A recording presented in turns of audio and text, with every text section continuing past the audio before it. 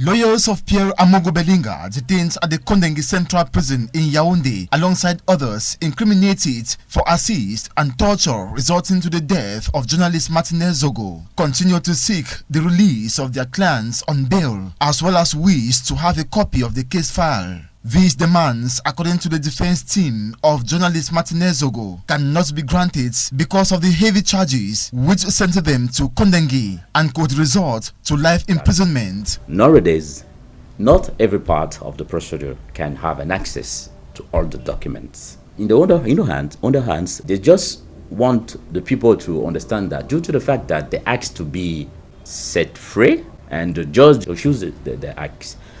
So they want to show the opinions that there is something like the judge doesn't really follow the laws. The law is clear that someone who can be charged, who can be condemned a life sentence, can be relieved, can be setting free when he is during the procedure in jail or in custody. I can say that like this. This is backed by Articles 224 sub 2 and 277 sub 3 of the Criminal Procedure Code, highlighted by Barrister Kevin Job, who says the lawyers of the culprits of torture are trying their luck to crack the laws to their favor. It's just a way to really jeopardize the procedures. For me, it is also the aim to influence the procedural courts and maybe to force them to go in the way the law doesn't allow them to go. They really want people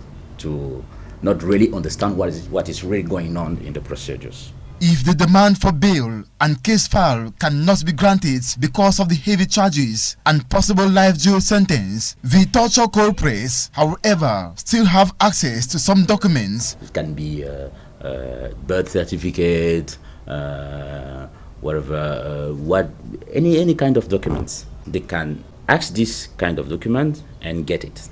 But there is another document in the procedure. In French, they call it the act of the procedures.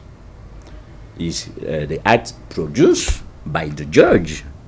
It is interrogation. It is the interview of the respondent during the investigation.